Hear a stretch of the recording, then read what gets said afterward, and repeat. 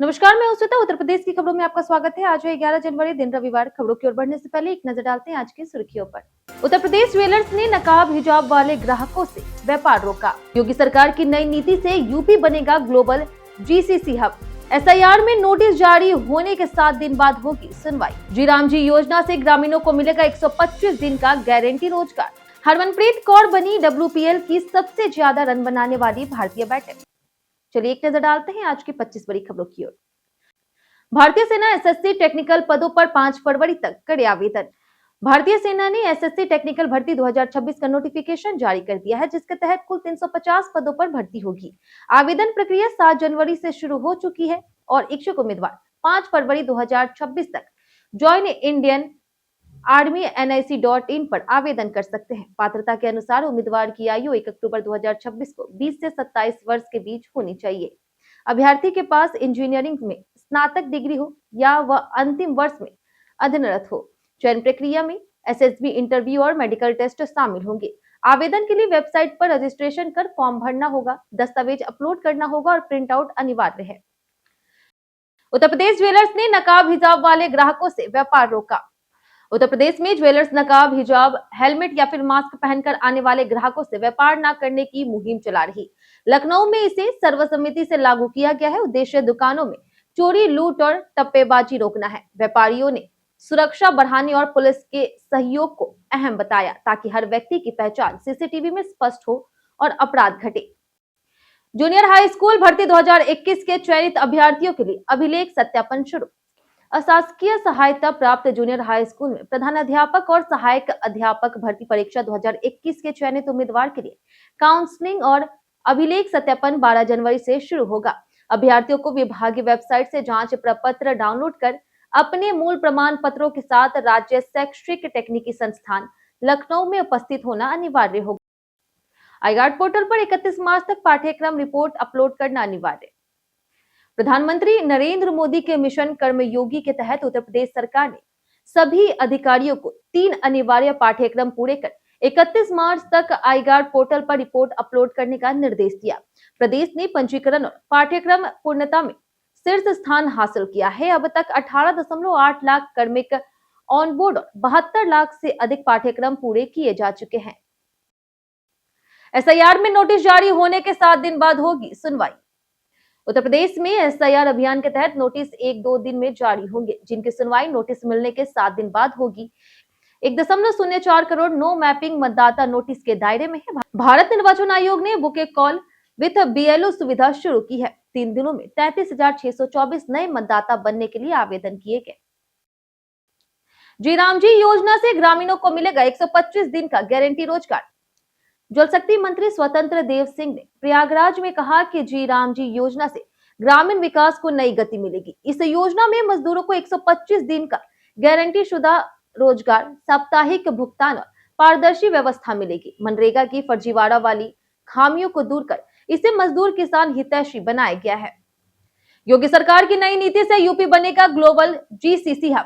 योगी सरकार ने उत्तर प्रदेश को ग्लोबल कैपेबिलिटी सेंटर हब बनाने के लिए नई एसओपी लागू की है, जिसमें सरकारी भूमि खरीद पर फ्रंट एंड सब्सिडी दी जाएगी। बुंदेलखंड पूर्वांचल को 50%, मध्य पश्चिम को 40% और नोएडा गाजियाबाद को 30% सब्सिडी मिलेगी। इससे आईटी निवेश और रोजगार बढ़ेंगे। कन्नौज जेल से कैदियों के भागने के बाद सुरक्षा कड़ी की गई। कन्नौज में 2 कैदियों के भागने के बाद यूपी कारागार विभाग ने जेलों की सुरक्षा कड़ी कर दी है। कारागार मंत्री दारा सिंह चौहान ने सभी जेलों के सीसीटीवी को एआई वीडियो वॉल से मुख्यालय से 24 घंटे मॉनिटर करने और सुरक्षा व्यवस्था की नियमित समीक्षा करने के निर्देश दिए हैं। आकस्मिक निरीक्षण, ड्यूटी परिवर्तन और बंदियों के पूर्णवास पर भी जोर दिया गया। 10 केंद्रीय ट्रेड यूनियनों ने देशव्यापी आंदोलन का किया ऐलान।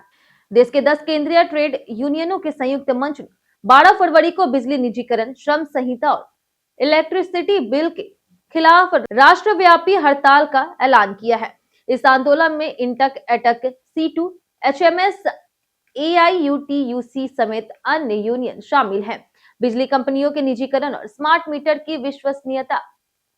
यूपी में 6,718 गौ आश्रय स्थलों की सीसीटीवी निगरानी शुरू। पशुधन विभाग ने गोवन संरक्षण के लिए ग्रामीण क्षेत्रों के 6,718 गौ आश्रय स्थलों में निगरानी शुरू कर दी है, जिनमें 4,386 में सीसीटीवी कैमरे लगाए जा चुके हैं। 20 जिलों में नियंत्रण कक्ष स्थापित किए गए हैं। आश्रय स्थलों में शेड, स्वच्छ भोजन, पेयजल, ठंड से सुरक्षा, औषधि और उपचार सुविधाओं की व्यवस्था की गई है। यूपी में पारिवारिक गिफ्ट डेट पर अब सिर्फ 5,000 रुपए स्टैंप ड्यूटी। उत्तर प्रदेश सरकार ने पारिवारिक सदस्यों के लिए व्यावसायिक और औद्योगिक संपत्तियों पर गिफ्ट डेट की स्टैंप ड्यूटी केवल 5,000 रुपए करने की अधिसूचना जारी की है। छूट सिर्फ रक्त संबंधी परिवार के सदस्यों पर लागू होगी, फर्म या संस्था पर नहीं। रजिस्ट्री के 5 वर्षों के भीतर फिर छूट नहीं मिलेगी। पहले यह सुविधा केवल आवासीय और कृषि संपत्तियों पर थी। इलाहाबाद हाईकोर्ट ने अयोध्या डीएम और इलाहाबाद हाईकोर्ट की लखनऊ पीठ ने अयोध्या के डीएम और गोसाईगंज नगर पंचायत की लापरवाही पर नाराजगी जताते हुए उन्हें 7,700 और 5,500 रुपए का जुर्माना लगाया है। मामला गोसाईगंज में तालाब के रूप में दर्ज जमीन पर अवैध निर्माण से जुड़ा है। न्यायालय ने आदेशों की अवहेलना और सतही जवाबी हल्फनामों पर कड़ी चेतावनी दी। अगली सुनवाई फरवरी में होगी। कांग्रेस ने यूपी विधानसभा चुनाव 2027 के लिए 100 दिनों की तैयारी की शुरू। उत्तर प्रदेश विधानसभा चुनाव 2027 के लिए कांग्रेस ने 100 दिनों की तैयारी शुरू कर दी है। पार्टी ने 30 रैलियों और चौपालों के जरिए मनरेगा और एसआईआर जैसे मुद्दों पर जनता में पैठ बनाने की योजना बनाई। प्रदेश और राष्ट्रीय नेताओं की बैठक में कार्य योजना पर चर्चा हुई। मतदाता सूची सुधार और जनता से संवाद को चुनावी रणनीति का अहम हिस्सा बताया गया। यूपी में 1.93 करोड़ मतदाता एसआईआर में लॉजिकल एरर में चिन्हित। चुनाव आयोग ने एसआईआर में 1.93 करोड़ मतदाताओं को लॉजिकल एरर में चिन्हित किया है। इनमें 83 लाख मतदाताओं के पिता के नाम पिछले रिकॉर्ड से मेल नहीं खाते। अन्य श्रेणियों में उम्र और परिवार संबंधित असंगतियां शामिल है। आयोग बीएलओ के माध्यम से ऐसे मतदाताओं के रिकॉर्ड ठीक कराएगा। हालांकि भविष्य में नोटिस जारी होने की संभावना बनी है। यूपी सरकार की पहल से उत्तर प्रदेश बना निवेश और उद्योग का प्रमुख केंद्र। उत्तर प्रदेश ने मुख्यमंत्री योगी आदित्यनाथ के नेतृत्व में निवेश, सुगमता और औद्योगिक के सुधारों में अग्रणी पहचान बनाई है। लखनऊ में अशोक लीलैंड के नए प्लांट के उद्घाटन से प्रदेश की उत्पादन क्षमता बढ़ी और रोजगार के अवसर खुले। डीरेगुलेशन, ऑनलाइन अनुमतियां और श्रम सुधार और डिजिटल जॉइनिंग ने यूपी को वैश्विक निवेश के लिए भरोसेमंद केंद्र बना दिया है। अखिलेश यादव ने मेरठ घटना पर यूपी सरकार की कानून व्यवस्था पर उठाया सवाल।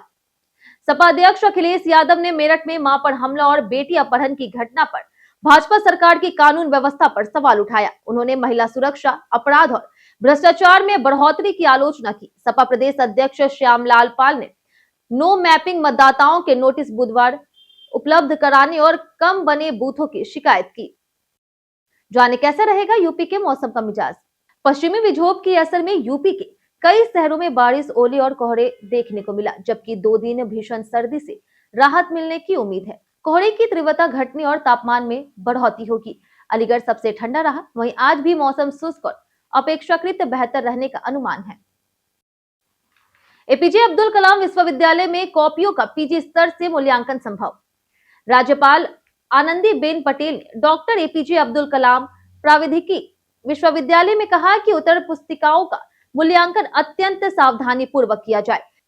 पीजी स्तर के विद्यार्थियों से भी सीमित संख्या में यूजी और निचली कक्षाओं की कॉपियों का मूल्यांकन कराया जा सकता है।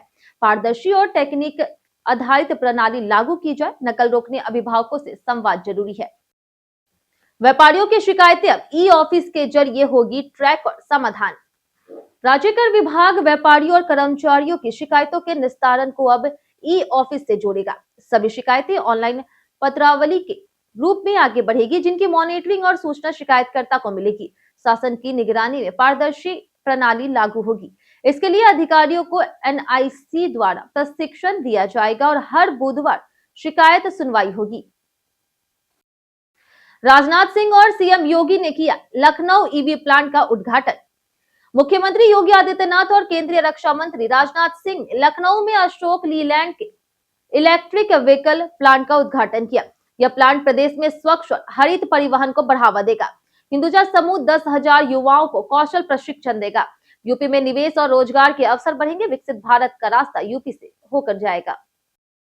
सड़क हादसों के घायलों को गोल्डन आवर में मिलेगा बेहतर इलाज और नेटवर्क। प्रदेश में सड़क दुर्घटना पीड़ितों को गोल्डन आवर में इलाज देने के लिए स्टेट ट्रॉमा केयर पॉलिसी बनाई जा रही। इसके तहत पुराने और नए 34 ट्रॉमा सेंटर एक नेटवर्क से जोड़े जाएंगे। टेक्निकल टास्क फोर्स ने डॉक्टर, स्टाफ और उपकरणों की उपलब्धता की रिपोर्ट मांगी है ताकि सेवा को और प्रभावी बनाया जा सके। सर्दी में हीटर इस्तेमाल करते समय यह गलतियां बिल्कुल ना करें। सर्दियों में हीटर का सुरक्षित इस्तेमाल जरूरी है। एक रूम हीटर को लगातार 1.5 से 2 घंटे से ज्यादा ना चलाएं और फिर 15 से 20 मिनट का ब्रेक दें। वेंटिलेशन रखें, ज्वलनशील चीजों से दूर रखें और वायर प्लग जांचें। बच्चों और पालतू जानवरों को दूर रखें और नियमित सफाई करें ताकि आग और ओवरहीटिंग से बचा जा सके। एंड्रॉइड 15 का नया एंटी थेफ्ट फीचर फोन चोरी होने पर करेगा ऑटो लॉक। गूगल ने एंड्रॉइड 15 में एंटी थेफ्ट प्रोटेक्शन फीचर पेश किया है, जो फोन चोरी या फिर खोने पर उसे ऑटो लॉक कर देता है। इसमें theft detection lock, offline device lock और रिमोट लॉक जैसे विकल्प मिलते हैं। यह फीचर डिफॉल्ट रूप से बंद रहता है, जिससे सिक्योरिटी एंड प्राइवेसी सेटिंग में जाकर के मैनुअली ऑन किया जा सकता है।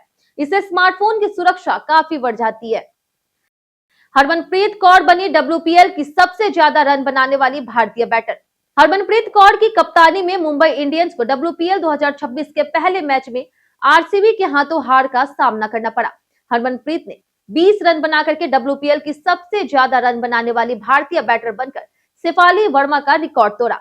RCB ने नादिन डी क्लर्क की 63 रनों की पारी के दम पर आखिरी ओवर में जीत दर्ज की।